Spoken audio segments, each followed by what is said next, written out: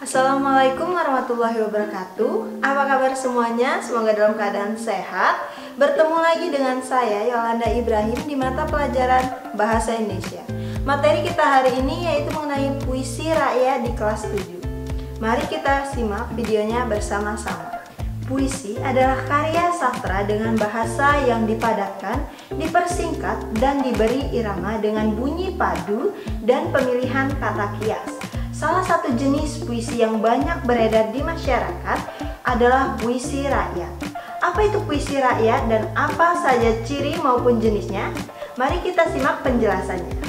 Puisi rakyat merupakan kesusastraan rakyat warisan nenek moyang yang memiliki nilai-nilai dan berkembang dalam kehidupan masyarakat. Puisi ini merupakan jenis puisi lama, sehingga terikat dengan struktur dan ciri baik dalam hal panjang dan pendek suatu kata, lemah tekanan, maupun rima serta isi. Dalam puisi rakyat ini ada beberapa ciri khusus yang membedakan dengan puisi lain pada umumnya, yaitu merupakan puisi rakyat yang tak dikenal nama pengarangnya. Penyampaiannya lewat mulut ke mulut, jadi merupakan sastra lisan dan sangat terikat oleh aturan-aturan seperti jumlah baris tiap bait, jumlah suku kata, maupun rima. Di samping itu, ada beberapa aturan-aturan yang ada di dalam puisi lama, antara lain jumlah kata dalam satu baris, jumlah baris dalam satu bait, persajakan atau rima, banyaknya suku kata tiap baris, dan juga irama. Puisi rakyat adalah warisan bangsa yang berupa puisi, syair, pantun, dan juga gurindam yang memiliki nilai pesan, moral, agama, dan budi pekerti. Sehingga sudah menjadi tugas kita sebagai generasi muda untuk terus melestarikan dan mempelajarinya. Dengan mengenal dan memahami kandungan suatu puisi rakyat akan membuat kita menjadi generasi penerus dengan nilai dan karakter yang baik. Karena banyak pesan moral yang dapat diambil dari tiap puisi rakyat. Nah, untuk materi hari ini kita akan membahas 3 jenis puisi rakyat, yaitu gurindam, syair, dan juga pantun. Materi yang pertama akan kita bahas yaitu mengenai pantun. Menurut Kementerian Pendidikan dan Kebudayaan Republik Indonesia, pantun adalah jenis puisi lama yang setiap baitnya terdiri dari 4 baris. Pantun adalah puisi Melayu yang mengakar dan membudaya di masyarakat. Pantun dikenal dengan banyak nama di berbagai Nusantara.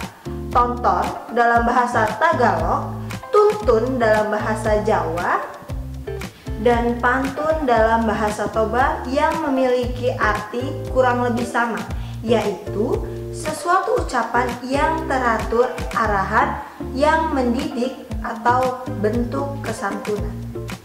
Penyebaran pantun tersebar hampir di seluruh Indonesia.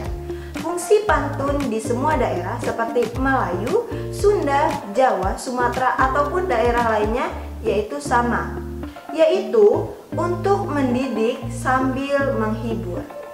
Dan melalui pantun, kita menghibur orang dengan permainan bunyi bahasa, seperti menyindir, menegur bahwa sesuatu itu kurang baik secara tidak langsung, atau memberi nasihat. Ciri-ciri pantun dapat dilihat berdasarkan bentuknya. Ciri-ciri ini tidak boleh diubah. Jika diubah, pantun tersebut akan menjadi seloka, gurindam, atau bentuk puisi yang lainnya. Ciri-ciri pantun yang pertama, tiap bait terdiri atas 4 baris atau lari. Yang kedua, tiap baris terdiri dari 8 sampai 12 suku kata. Yang ketiga, rima akhir setiap baris adalah ABAB. Yang keempat, baris pertama dan kedua merupakan sampiran. Ciri pantun yang terakhir yaitu ada baris ketiga dan keempat merupakan isi. Sampiran adalah pembuka dari pantun, berada di baris pertama dan kedua berfungsi untuk tumpuan saja. Sedangkan isi adalah bagian dari pantun dan pembaca untuk mengungkapkan makna atau perkataan sebenarnya yang ingin disampaikan melalui pantun. Yang kedua ada syair. Syair adalah salah satu puisi lama, dan syair berasal dari Persia dan dibawa masuk ke Nusantara bersama dengan masuknya Islam ke Indonesia.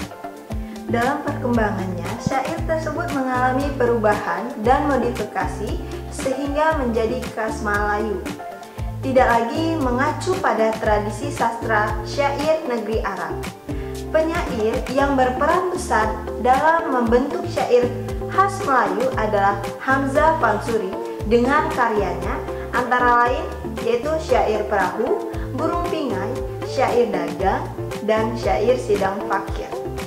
Adapun ciri-ciri syair, yang pertama, setiap bait terdiri dari 4 baris. Yang kedua, setiap baris terdiri atas 8 sampai dengan 14 suku kata. Yang ketiga, bersajak a. Yang keempat, semua baris adalah isi tentang kisah ataupun cerita.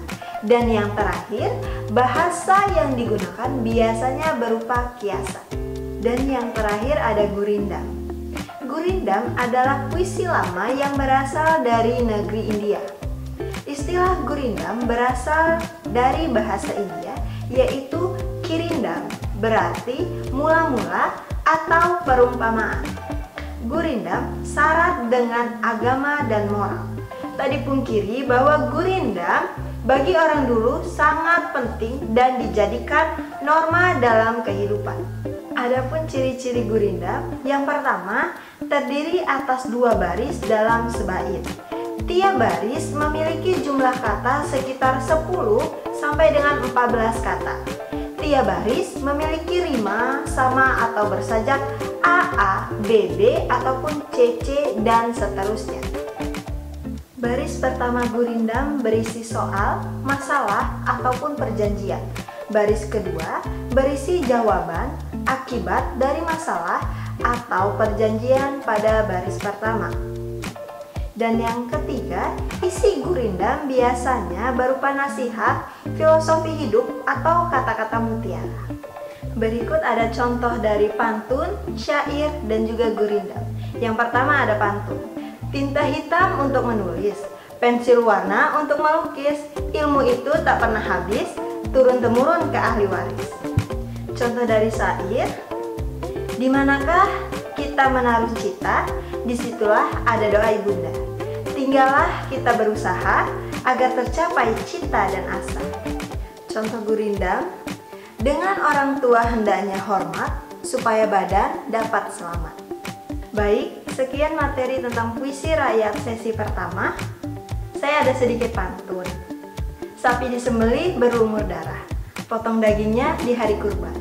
Mohon maaf segala salah, juga kilaf mohon dimaafkan. Saya akhiri, wassalamualaikum warahmatullahi wabarakatuh.